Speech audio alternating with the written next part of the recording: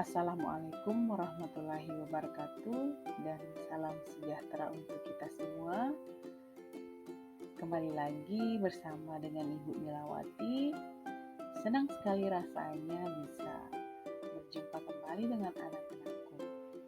Hari ini kita akan belajar tentang perpindahan kalor. Sebelum masuk ke materi inti kita pada hari ini, Ibu Guru mau tanya dulu. Pasti di rumah kita sudah sering membuat kopi. Ketika kita membuat kopi kemudian menyeduh dengan air panas dan mengaduk dengan sendok, pasti kita akan merasa bahwa sendok akan terasa lebih panas. Contoh lain, ketika kita berkemah kemudian kita menyalakan api unggun, badan kita pasti akan terasa lebih hangat ketika berada di dekat api unggun. Nah, kenapa hal itu bisa terjadi? Ternyata yang harus anak-anakku ingat bahwa hal itu terjadi karena benda panas memberikan kalor kepada benda yang dingin. Adapun tujuan pembelajaran kita, yang pertama itu peserta didik dapat mengetahui perpindahan kalor. Kemudian yang kedua, peserta didik dapat membedakan perpindahan kalor secara konduksi, konveksi maupun secara radiasi. Nah, sekarang Ibu Guru akan menjelaskan tentang perpindahan kalor. Kalor dapat berpindah karena adanya perbedaan suhu.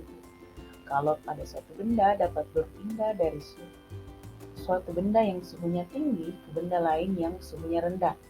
Contoh, pada saat memasak, api yang mengenai bagian dasar panci akan menyebar ke seluruh bagian permukaan panci dan bahan makanan yang ada di dalamnya. Macam-macam perpindahan kalor. Perpindahan kalor terbagi atas 3, yaitu yang pertama konduksi, yang kedua konveksi, dan yang ketiga radiasi. Jadi Ibu jelaskan yang pertama, perpindahan kalor secara konduksi.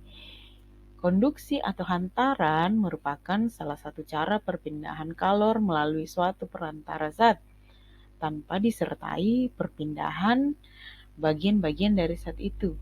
Contoh, ketika kita membuat kopi, kemudian menyiram dengan air panas dan mengaduk dengan sendok, pasti kita akan merasa sendok akan terasa lebih panas. Kemampuan zat atau benda dalam menghantarkan kalor juga berbeda-beda. Oleh karena itu, kemampuan benda-benda di alam dalam menghantarkan kalor dibedakan dalam 2 kelompok. Yang pertama itu konduktor dan yang kedua isolator. Nah, sekarang yang jadi pertanyaan, apa itu konduktor dan apa itu isolator? Oke, sekarang anak-anakku perhatikan, Ibu Guru jelaskan tentang konduktor dan isolator. Konduktor adalah kelompok benda-benda yang mudah menghantarkan kalor. Contohnya tembaga, aluminium, besi, dan sejenisnya. Sedangkan isolator adalah kelompok benda-benda yang sukar menghantarkan kalor.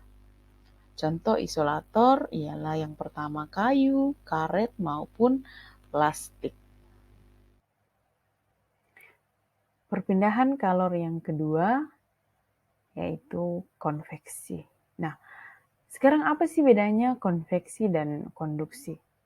Ternyata konveksi merupakan salah satu perpindahan kalor melalui suatu zat disertai dengan perpindahan zat tersebut. Nah, contohnya seperti apa?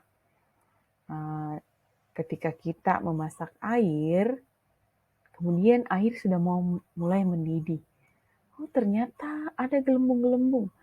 Nah, air yang ada di bawah dasar itu dia akan bergerak naik, menghantarkan panas. Maka kenapa dikatakan bahwa konveksi perpindahan kalornya itu disertai dengan perpindahan zat tersebut. Nah, beda dengan konduksi tadi. Konduksi dia zatnya tidak ikut berpindah. Nah, sekarang kita berlanjut ke perpindahan kalor yang ketiga, yaitu radiasi. Nah, tadi kita sudah menjelaskan tentang perpindahan kalor secara konduksi dan konveksi.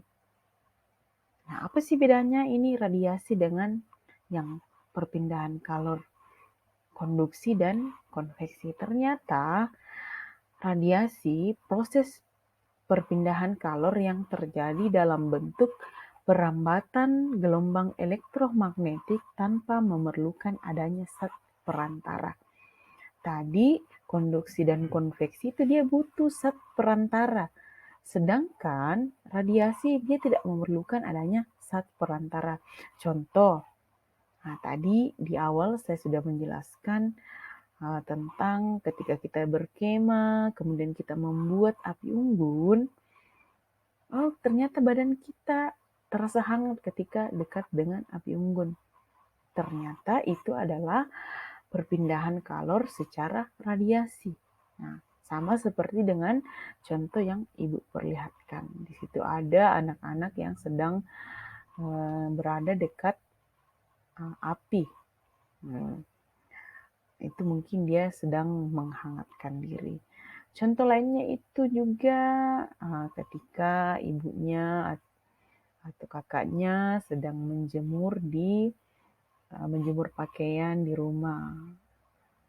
Dia perpindahan kalornya secara radiasi karena dia tidak memerlukan zat perantara.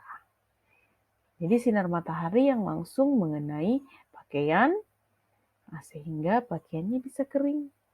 Oke. Mungkin itu sekilas tentang perpindahan radiasi. Sekian materi kita pada kesempatan kali ini. Sekian dan terima kasih. Sampai jumpa di pelajaran selanjutnya. Wassalamualaikum warahmatullahi wabarakatuh.